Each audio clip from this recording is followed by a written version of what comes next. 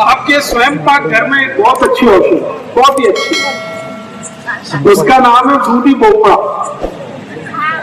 ये जो दूधी भोपड़ा है ये अद्भुत है। इसकी भाजी आप खाते हैं रोज, बहुत अच्छा है, तरकारी खाते हैं बहुत अच्छा है, लेकिन अगर इसका रस पिए दूधी भोपड़े का तो आपके शरीर की 15 बीमारियों को अकेला दूधी भोपड़े का रस ठीक कर देता है। सबसे खराब बीमारी जिसको हृदय घात आप सब समझते हैं, हृदय घात, हार्ट अटैक, कार्डियक अरेस्ट जिनको भी है या हुआ है या होने की शक्यता है, उन सब की सबसे अच्छी औषध है दूधी भोपड़ा, दूधी भोपड़े का रस। क्या करना है, दूधी भोपड़े को काटना छोटा छोटा पीस, फिर चटनी बनाना, फिर उसको कपड़े में निचोड़ के रस निकालना, नहीं तो मिक्सर में सीधे छोटे पीस काट के रस निकल सकता है। अब ये जो दूधी भोपड़े का रस है इसमें थोड़ा कोथिमीर का रस मिला, 1 गिलास दूधी भोपड़े के रस में आधा चम्मच कोथिमीर का रस, फिर इसी में आधा चम्मच पुदीने का रस मिला, पुदीना, फिर इसमें आधा चम्मच आंवले का रस मिलाना, अदरक, थोड़ा इसमें तुलसी का रस भी मिला सकते हैं आधा चम्मच, और ये सब मिला के जो रस तैयार हुआ इसको सुबह सुबह पीना। तो इससे क्या क्या ठीक होने वाला है, हृदय घात कितना भी खराब स्थिति का हो, 3 महीने अगर किसी ने सतत ये पी लिया उसको जिंदगी में दोबारा हृदय घात कभी नहीं होगा। और डॉक्टर अभी कहता है आपको कि ऑपरेशन करा लो, कल करा लो, नहीं तो परसों आपको हार्ट अटैक आ जाएगा, आप डॉक्टर को नमस्ते करके घर आ जाइए और उसी दिन से दूधी भोपड़े का रस पीना शुरू कर दीजिए। 3 दिन भी अगर पी लिया तो मेरी गारंटी है कि अगले 30 साल हार्ट अटैक नहीं आएगा, कभी भी नहीं आएगा।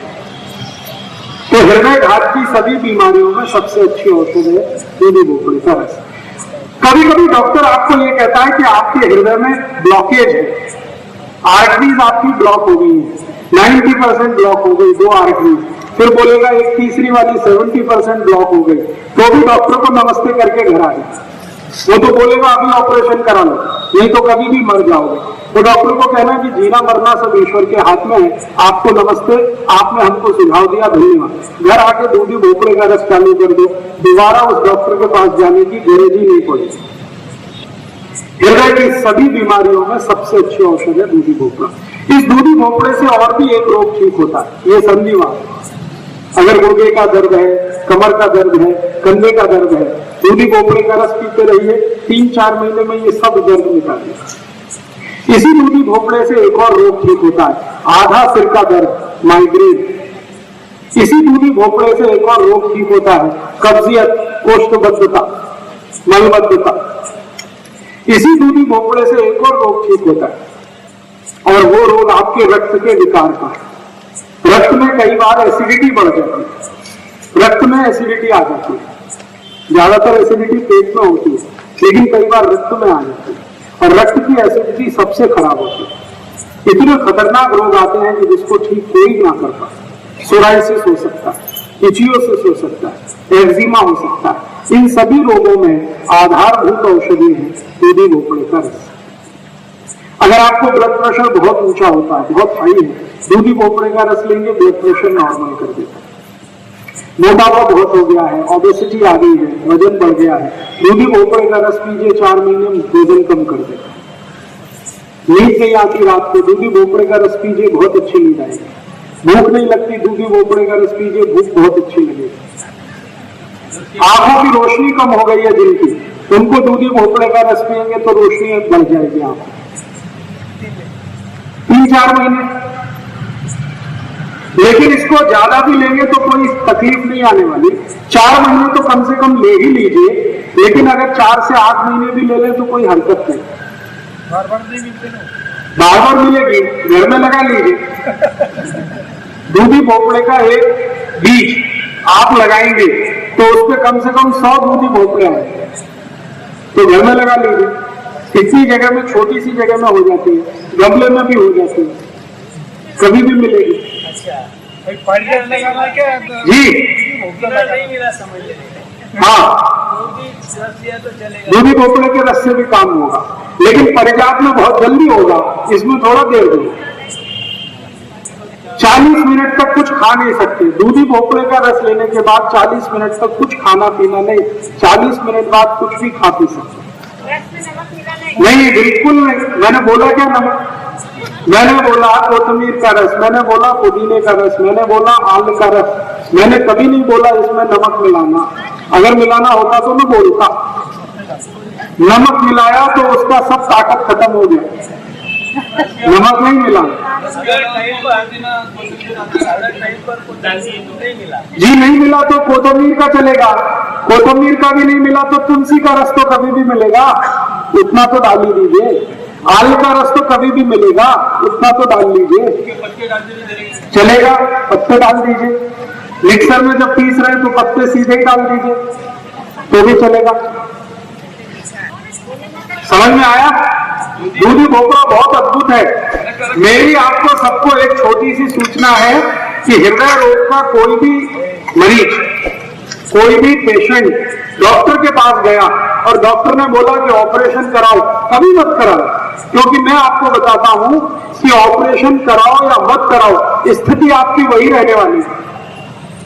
ऑपरेशन होने के बाद यही है कि 2-2.5 लाख रुपए डॉक्टर आपसे ले लेगा, गारंटी कुछ नहीं देगा। वो कहेगा अगले दिन भी हार्ट अटैक आ सकता है, तो क्या फायदा ऑपरेशन कराने से?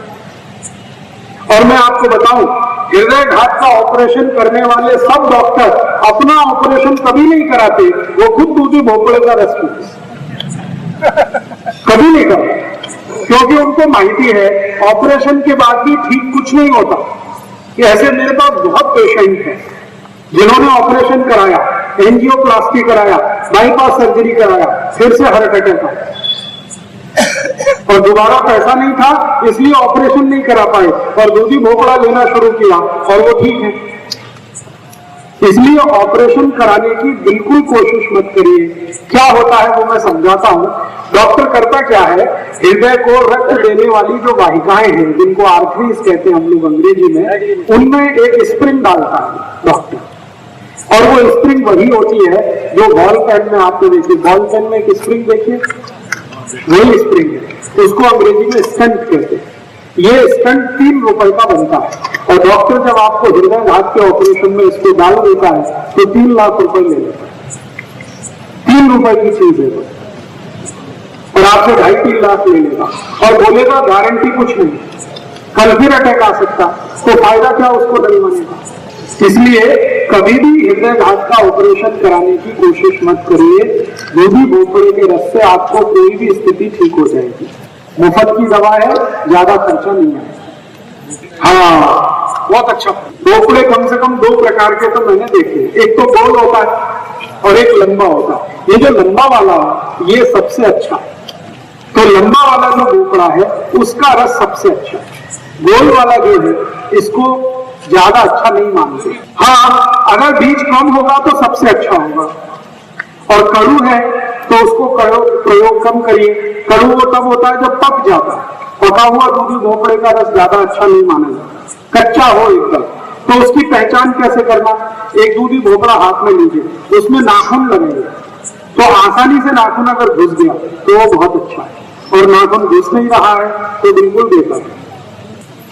ठीक है, आगे चले, चलिए जी। निरोगी मानस भी इसका रस पी सकते, बहुत अच्छे से पी सकते। अगर निरोगी मानुष इसको पिएंगे तो क्या होगा, शरीर के अंदर जितनी भी टॉक्सिक वेस्ट को क्या कहना चाहिए, विजातीय द्रव या विजातीय तत्व जो शरीर के अंदर घुसे हुए हैं, जिसको जहर कहा जाता है, दूधी भोपड़े का रस इस पूरे जहर को पेशाब के रास्ते निकाल देता है। ये शरीर की ऐसी सफाई करता है जैसे कोई नहीं कर सकता। बहुत अच्छी सफाई करता है, रक्त की सफाई करता है, जॉइंट्स जितने भी हृदय के आसपास के वहां सफाई करता है, शरीर के जितने भी जॉइंट्स है वहां सफाई करता है, बहुत अच्छा सफाई करता है। जैसे किसी गाड़ी को ओवर हालिंग करते हैं ना, वैसे दूधी भोपड़ा शरीर के अंदर की ओवर हालिंग करता है। पानी डाल के ना पिए तो अच्छा है, और अगर कोई मजबूरी है तो थोड़ा पानी डाल दीजिए, ज्यादा मत डालिए। इतना मत पानी डाल दीजिए कि भोपड़ा ना रहे, पानी ही रह जाए। थोड़ा सा मामूली उतना जब आप उसको पीस रहे हैं तो थोड़ा पानी तो लगेगा, बिना पानी के पिसेगा नहीं, उतना पानी। बार बार माने हर महीने में 30 दिन होते हैं, 30 दिन रोज सुबह 1 गिलास पी सकते हैं। अगर आप स्वस्थ हैं तो 200 मिलीलीटर का गिलास इतना काफी है, और बीमारी वालों को 300 मिलीलीटर साल भर ले सकते हैं, कोई हरकत नहीं, कोई तकलीफ नहीं।